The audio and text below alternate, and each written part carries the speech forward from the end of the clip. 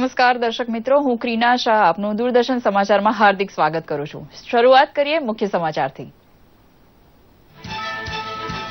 પ્રધાનમંત્રી નરેન્દ્ર મોદી આજે ફ્રાન્સ જતા અગાઉ સેન્ટ પીટર્સબર્ગમાં ભારતીય સમુદાય સાથે વાતચીત કરવા ઉપરાંત આંતરરાષ્ટ્રીય આર્થિક મંચની બેઠકમાં લેશે ભાગ.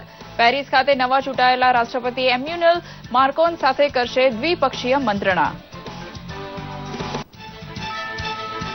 ભારત અને રશિયા વચ્ચે કુડનકુલ્લમ પરમાણુ 5 અને 6 યંત્રસ્થ સ્થાપવા સહિત 5 સમજૂતી પર કર્યા હસ્તાક્ષર. એનએસજી અને યુએનએસપીમાં ભારતના કાયમી સભ્યપદના દાવાને સમર્થનની પુટિનની ખાતરી.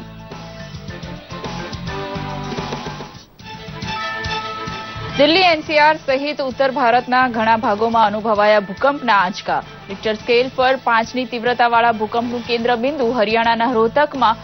જાનહાનિના કોઈ ખબર નથી.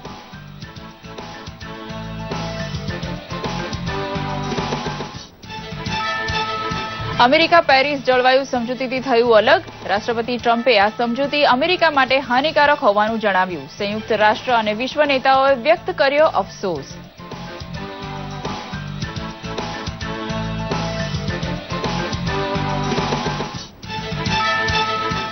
ગુજરાતભરમાં શાળા પ્રવેશ ઉત્સવની તડામાર તૈયારી શરૂ કરે છે વહીવટી તંત્ર. 5 લાખ નિવૃત્ત શિક્ષકોનો અનુભવ પ્રવેશ ઉત્સવમાં કામે લગાડશે મુખ્યમંત્રી વિજય રૂપાણી.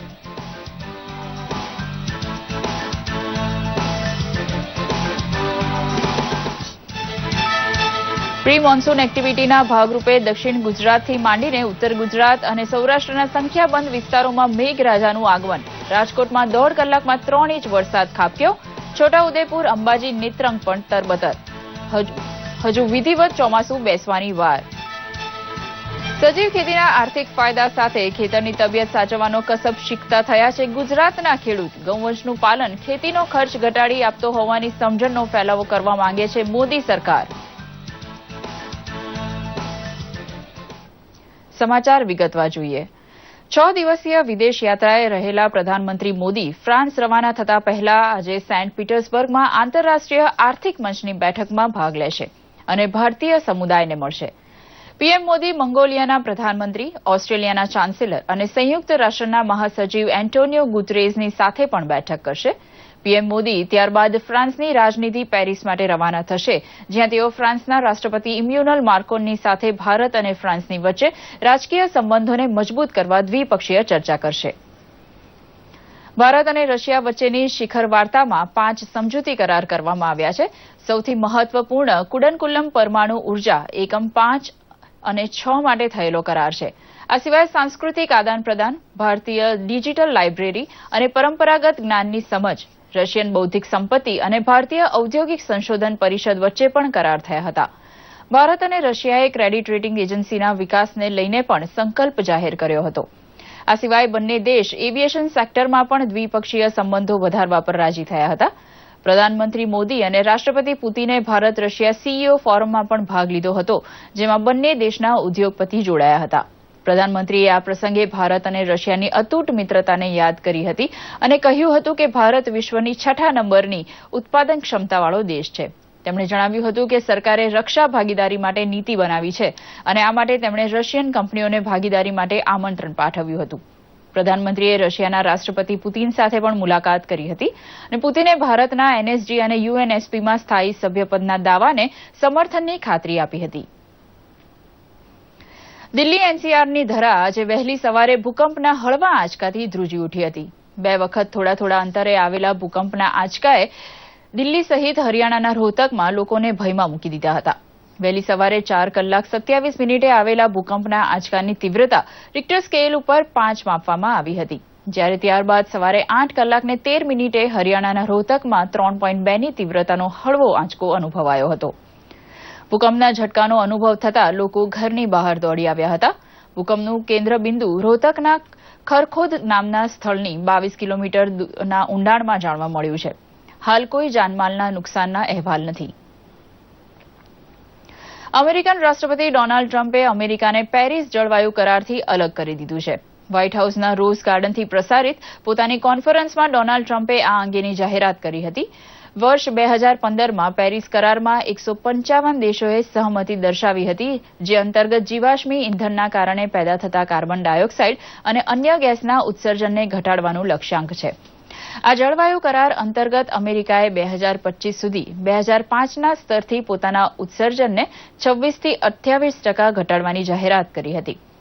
પેરિસ જળવાયુ કરારથી પોતાને અલગ કર્યા બાદ અમેરિકા સિરિયા અને નિકારાગુઆની હરોળમાં આવી ગયું છે. આ દેશોએ પણ જળવાયુ કરાર પર સહી નથી કરી. સંયુક્ત રાષ્ટ્ર મહાસચિવના પ્રવક્તા સ્ટીફન હુજારિકે જણાવ્યું છે કે સંયુક્ત રાષ્ટ્રને રાષ્ટ્રપતિ ડોનાલ્ડ ટ્રમ્પની જાહેરાતથી નિરાશા થઈ છે. ફ્રાન્સના રાષ્ટ્રપતિએ પણ પ્રતિભાવ આપતા જણાવ્યું છે કે અમેરિકાના રાષ્ટ્રપતિના આ કરારથી અલગ થવાનો નિર્ણય અમેરિકાના હિત અને તેના નાગરિકોને નુકસાન પહોંચાડશે. રાજ્યના શિક્ષણ વિભાગ દ્વારા સરકારના દરેક વિભાગના સંકલનથી આગામી તારીખ 8 થી 10 જૂન દરમિયાન ગ્રામ્ય વિસ્તાર અને તારીખ 22 થી 24 જૂન દરમિયાન શહેરી વિસ્તાર માટે શાળા પ્રવેશોત્સવનું આયોજન કરાયું છે, જેના ભાગરૂપે મુખ્યમંત્રી વિજય રૂપાણીએ ગાંધીનગર ખાતેથી વિડીયો કોન્ફરન્સ દ્વારા અધિકારી કર્મચારીઓ તેમજ રાજ્યભરના જિલ્લા કક્ષાએ શિક્ષણ કર્મયોગીઓને આ કાર્યક્રમના ધ્યેયની સિદ્ધિ માટે પ્રેરક આહવાન કર્યું હતું. તેમણે જણાવ્યું હતું કે ગમે તેવા પડકારો ઝીલીને આવનારી પેઢીને ગુજરાતના વિકાસમાં ક્ષમતાથી જોડાવાનું દિશાદર્શન શિક્ષણ જ આપી શકે છે.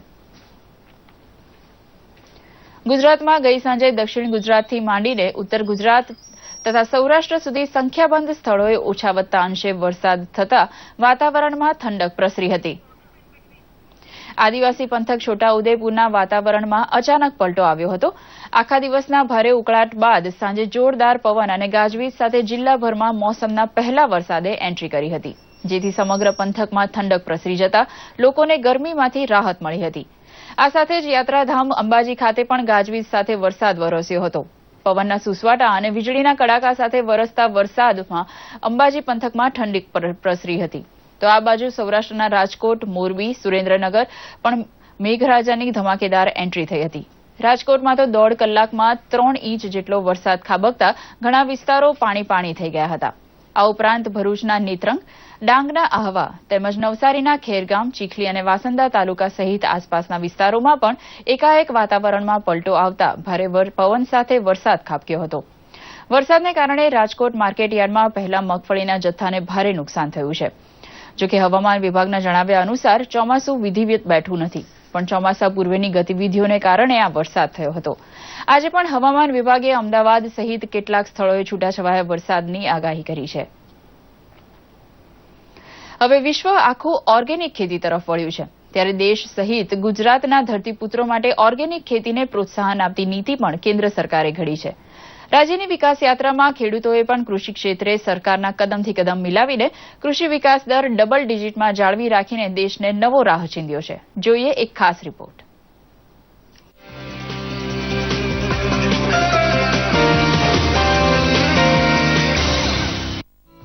પદાર્થોની ગુણવત્તા ઘટતા શરીરને મળતા પોષક આહારનો અભાવ થતા વિવિધ રોગોએ ભરડો લીધો છે.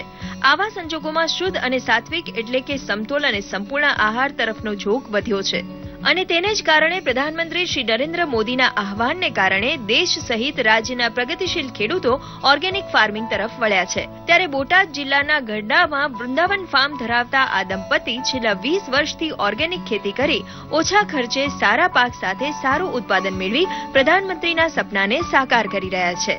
ઓર્ગેનિકમાં ટોટલી યુરિયા ડીએપી નો અમારે ઉપયોગ જ નથી કરવો પડતો. વર્મી કમ્પોસ્ટ, છાણિયું ખાતર એનો જ ઉપયોગ કરવાનો હોય છે. 10 વર્ષથી અમે તરબૂચનું ખેતી કરીએ છીએ અને એ તરબૂચનું વેચાણ અમે અમારા ફાર્મ ઉપર જ કરીએ છીએ. રોજનું 200 મણનું તરબૂચનું વેચાણ અમે રોડ ઉપર કરીએ દિવાળી ઉપર, અને સાથે સાથે અમે તરબૂચનું જ્યુસ પણ બનાવીએ છીએ. અને એ જ્યુસ એકદમ રીઝનેબલ ભાવ 10 રૂપિયાનો ગ્લાસ લેખે અમે જ્યુસ પણ વેચાણ કરીએ છીએ. સજીવ ખેતીમાં એક તો આપણે ખર્ચો બચે અને બીજા નંબરમાં લોકો ખાય તેને પણ નુકસાન ન કરે, અને આપણે કોઈ દવા છાંટવી જૈવિક બનાવેલી તો આપણને પણ નુકસાન ન કરે અને ઉત્પાદન સારું મળે. અને બીજા નંબરમાં આપણું ટૂંકું જમીન હોય તો આખા ઘરનું ભરણ પોષણ થઈ રહે છે.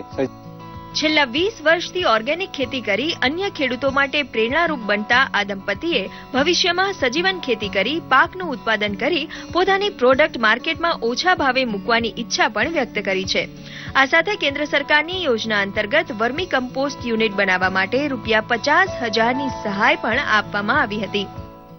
સજીવ ખેતી યોજનાની અંદર જે કોઈ ખેડૂતો સજીવ ખેતી કરે અને સર્ટિફિકેટ્સ માટે એપ્લાય થાય તો 3 વર્ષ પછી જ્યારે એને સર્ટિફિકેટ ગોપટા કે કોઈ એજન્સી દ્વારા મળે એ સર્ટિફિકેટની જે ફીસ હોય એમાં સરકાર પૂરેપૂરી રકમ ખેડૂતોને આપે છે.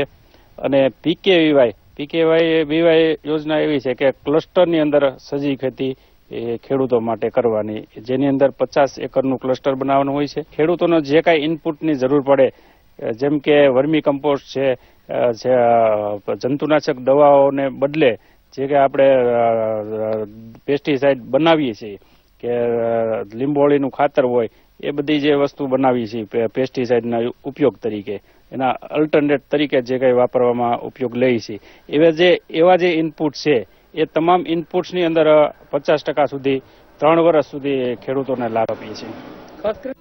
આજે ઓર્ગેનિક ફાર્મિંગ ક્ષેત્રે મોટી ક્રાંતિ આવી રહી છે, ત્યારે આ ફાર્મિંગથી ઉત્પાદન થતા ખેત ઉત્પાદનની પણ સુદ્રઢ બજાર વ્યવસ્થા ગોઠવાય તે પ્રકારનું આયોજન સરકાર દ્વારા કરવામાં આવ્યું છે, જેમાં રાજ્યની બજાર સમિતિઓને આ માટેની વેચાણ વ્યવસ્થાને પ્રાધાન્ય આપવાનું નક્કી કરવામાં આવ્યું છે, જેમાં ઉત્પાદક ખેડૂત, ખરીદનાર વેપારીઓ અને વાપરનાર ગ્રાહક ત્રણેયનો સમન્વય સાધી એક અલાયદી વ્યવસ્થા બજાર સમિતિ કક્ષાએ ગોઠવાય તે માટે કેન્દ્ર અને રાજ્ય સરકાર હંમેશા પ્રયત્નશીલ છે. બ્યુરો રિપોર્ટ, દૂરદર્શન સમાચાર, અમદાવાદ.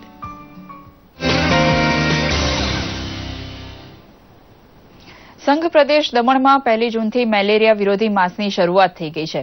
મોટી દમણમાં CHC સેન્ટરમાં મેલેરિયા વિરોધી ઇનોગ્રેશન ફંક્શનમાં આંગણવાડી કાર્યકર્તા, લિંક વર્કર્સ, સ્વાસ્થ્ય કર્મીઓને વરસાદની ઋતુમાં ફેલાનારા મેલેરિયા, ચિકનગુનિયા, ડેન્ગ્યુ જેવા રોગો પર નજર રાખવા જણાવ્યું છે અને આ તમામ કર્મચારીઓને પોતપોતાના ક્ષેત્રમાં જઈ કચરાનો નાશ કરી આસપાસની જગ્યાને સાફ રાખવા અને જ્યાં ત્યાં પાણીનો ભરાવો ન થવા દેવાનું સૂચન અપાયું છે. સાથે જ તાવ જેવી બીમારીઓ જણાતા તાત્કાલિક આરોગ્ય કેન્દ્રમાં જઈ સારવાર કરાવવા નાગરિકોને જણાવાયું છે. આરોગ્ય કર્મચારીઓ પણ ઘરે ઘરે જઈ લોકોના બ્લડ સેમ્પલ્સ લેશે. से ग्रसित है तो उनके लिए हमने ये प्रोग्राम निकाला है.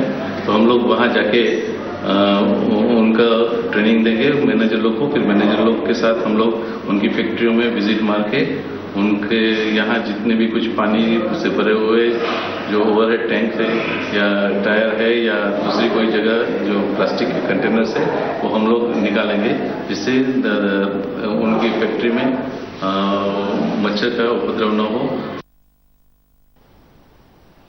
મોરબીના બગથળા પંથકમાં ભેંસિયા પ્રકારની શંકાસ્પદ બીમારીના કારણે આરોગ્ય વિભાગ દોડતું થઈ ગયું છે. ભેદી તાવના લક્ષણોની ઘરે ઘરે જઈ તપાસ કરતા જેની પાછળ બ્રુસેલિસિસ નામના બેક્ટેરિયા જવાબદાર હોવાનું જાણવા મળ્યું છે.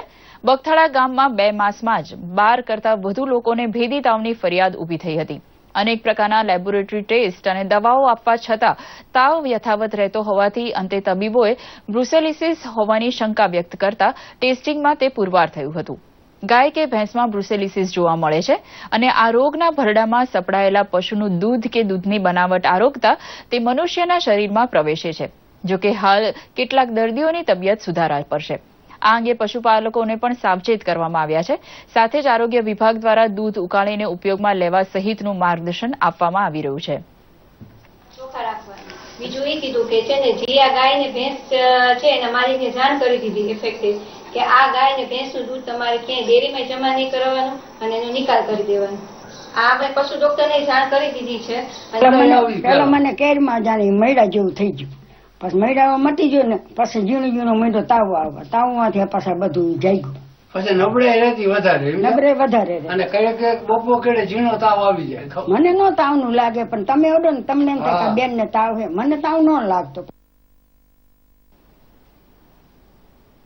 આદિવાસી પંથકના શિક્ષિત, બેરોજગાર અને નોકરી વાંચુકોને ઘર આંગણે રોજગારીની તકો ઉપલબ્ધ કરાવવાના હેતુસર રાજ્યના શ્રમ અને રોજગાર વિભાગ દ્વારા છોટાઉદેપુર ખાતે મેગા જોબ ફેરનું આયોજન કરાયું હતું, જેમાં કચ્છ, ભુજ સહિતના ગુજરાતના ખૂણે ખૂણેથી વિવિધ કંપનીઓના પ્રતિનિધિઓ નોકરી વાંચુકોની પસંદગી કરવા આવી પહોંચ્યા હતા. રોજગાર કચેરીમાં નોંધાયેલા તમામ નોકરી વાંછુકોને રોજગાર કચેરી તરફથી મેગા જોબ ફેરનો લાભ લેવા માટે મફત એસટી બસનો પાસ ઉપલબ્ધ કરાવાયો હતો. ઉપરાંત જોબ ફેરમાં આવેલા 1200થી વધુ ઉમેદવારો માટે ભોજનની પણ ખાસ વ્યવસ્થા કરાઈ હતી. રોજગાર માટે આવેલા મોટાભાગના ઉમેદવારોની પ્રાથમિક ધોરણે યોગ્યતાના આધારે પસંદગી કરાતા લાભાર્થીઓ આનંદિત થયા હતા. સારી એવી પગાર સેલેરી આપે છે 10 થી 15,000 અને ઘણા બધા છોકરા આમાં જોબથી પોતાનું સ્વરોજગાર મેળવી શકે છે અને મને પણ ઓફર કરવામાં આવી છે ઓર્બિટ એન્ટરપ્રાઇઝ 10 થી 15,000 સેલેરી તેમાં આપવામાં આવે છે. આ રોજગાર કચેરી તરફથી જે આ જોબ ફેરનું આયોજન થયેલ છે તેમાં અમારી જેવા રોજગાર વાંછુકોને નોકરી શોધવાની જરૂર પડતી નથી, પરંતુ ખૂણે ખૂણેથી નોકરીદાતાઓ અમારી તરફ આવીને અમને નોકરી આપે છે. રોજગાર મેળામાં બાવડા ખાતામાં મને નોકરી મળી છે અને સેલેરી છે 10,700. રોજગાર કચેરી તરફથી જે ભરતી મેળાનું આયોજન કરવામાં આવે છે આ સાથે જ આ સમાચાર અહીં સમાપ્ત કરીએ છીએ. નમસ્કાર.